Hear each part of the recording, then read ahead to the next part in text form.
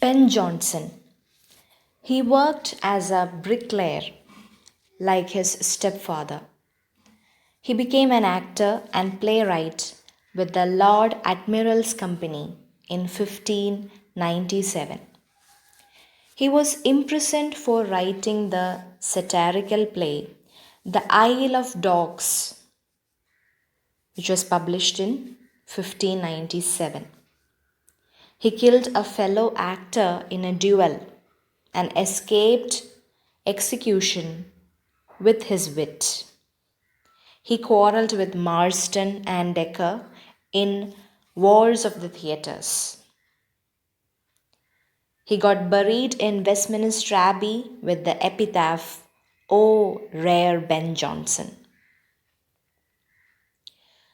Comedy of Humours. Individual was marked by one characteristic distortion or eccentricity based on one of the four humours: blood, phlegm, choler or yellow bile, melancholy or black bile. Comedy of Humours was Ben Jonson's invention. Sanguine means sociable and pleasure seeking. Phlegmatic means relaxed and quiet. Choleric, ambitious and leader like. And melancholic, introverted and thoughtful. Every man in his humor. So he introduced his theory of humours in this work. It was performed by the Lord Chamberlain's men in 1598 and got printed in 1601. Shakespeare acted in it as a character, Bob Dill. Next work, Wallpawn or the Fox. Wallpawn is a Venetian gentleman who pretends to be on his deathbed. After a long illness, in order to dupe Voltaire, Corbaccio and Corvino, three men who aspire to inherit his fortune. In their returns, each man arrives to Wallpawn's house bearing a luxurious gift, intent upon having his name inscribed to the will of Wallpawn as his heir. Mosca, Wallpawn's parasite servant, encourages each man, Voltaire, Corbaccio, and Corvino, to believe that he has been named heir to Wallpawn's fortune, in the course of which Mosca persuades Corbaccio to disinherit his own son in favor of Wallpawn. To Wallpawn, Mosca mentions that Corvino has a beautiful wife, Celia. Disguised as Scotto the mountebank, Wallpawn goes to see Celia. Corvino drives away Scotto, that is Wallpawn himself, who then becomes insistent that he must possess Celia as his own. Mosca deceives Corvino into believing that the moribund Wallpawn requires sexual congress with a young woman in order to revive and rise from his deathbed.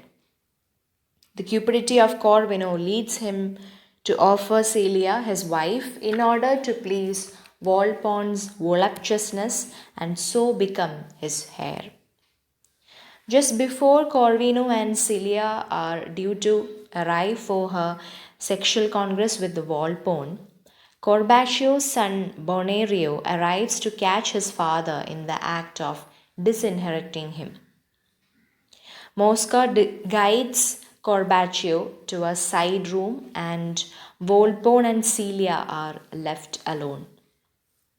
Upon failing to seduce Celia with fantastic promises of luxury and wealth, Wallpawn attempts to rape her.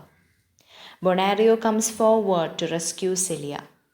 In the ensuing trial at court, the truth of the matter is well buried by Voltaire, using his prowess as a lawyer to convince the avocatory with false evidence given by Mosca, Wallpawn, and the other dupes. There are episodes involving the English travellers Sir and Lady Politic Woodby and Peregrine. Sir Politic constantly talks of plots and his outlandish business plans, while Lady Woodby annoys Wallpawn with her ceaseless talking. Mosca coordinates a mix up between them, which leaves Peregrine, a more sophisticated traveler, feeling offended. He humiliates a politic by telling him he is to be arrested for sedition and making him hide inside a giant tortoise shell. Wallpawn insists on disguising himself and having it announced that he has died and willed his will to Mosca, which enrages the would be heirs Voltaire, Corbaccio, and Corvino. Everyone returns to court to dispute the will of Wallpawn, who becomes entangled in the circumstances of the plots that he and Mosca devised. Despite Walpole's pleas, Mosca refused to relinquish his new role as a rich man. Walpole reveals himself and he deceits in order to topple the rich Mosca. In the event, Voltaire, Corbaccio, and Corvino finally are punished. So, this work is also a beast fable in which the Wallpawn is the sly fox, Mosca is a fly or parasite, Voltaire is a vulture, Corbaccio is a raven, and Corvino is the crow. Next work is Epicene or the Silent Woman. The play takes place in London. Morose, a wealthy old man with an obsessive hatred of noise, has made plans to disinherit his nephew Dauphin by marrying. His bride Epicene is, he thinks, an exceptionally quiet woman. He does not know that Dauphin has arranged the whole match for purposes of his own. The couple are married despite the interference of Dauphin's friend, Truewit. Moreau soon regrets his wedding day as his house is invaded by a charivari that comprises Dauphin, Truewit, and Clarimond, a bear warden named Otter and his wife, two stupid knights, La Fool and Doe, and an assortment of collegates, vain and scheming women with intellectual pretensions.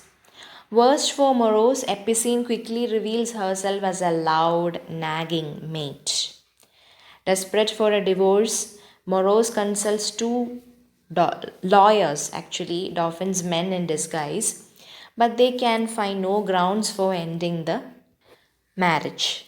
Morose must come to financial terms with him. The agreement was made. Dauphin strips a female costume from Epicene, revealing that the wife is in fact a boy. Morose is dismissed harshly, and the other ludicrous characters are discomfited by this revelation. Doe and Fool, for instance, had claimed to have slept with Epicene. Dryden, in an essay of dramatic poesy, offers a model analysis of this play. Next work is The Alchemist, which was published in 1610. It is generally considered Jonson's best and most characteristic comedy. Samuel Taylor Coleridge claimed that it had one of the three most perfect plots in literature. The plot is like this. During the outbreak of the plague, Lovewit leaves London and his house is in the care of his servant Face. Face and his henchman Subtle use the house as a center for their fraud. Subtle poses as an alchemist who possesses the philosopher's stone that can confer health and youth. Their victims and the greedy, voluptuous knight Sir Epicure Mammon, a tobacconist Abel Drugger, a lawyer's clerk Dapper, two hypocritical Puritans, Castril and his sister Dame Pliant.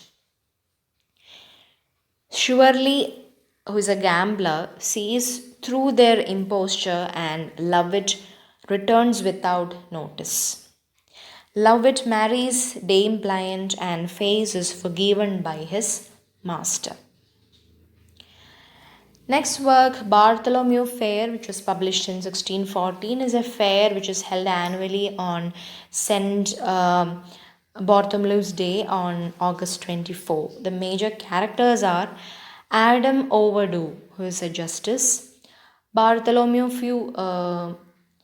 Cox, He's a county squire, and Grace Wellborn, his suitor. Then Cox, servant wasp, who has a biting tongue, and the hypocritical Puritan Busy, whose mind is more fixed on food than faith. Tragedies written by Ben Jonson are Sejanus, his fall, and Catiline, his conspiracy. And his masks are the mask of blackness and the mask of beauty. And he has also written Anti Mask, that is a mask of the queens. So that's all about Ben Jonson. Thank you.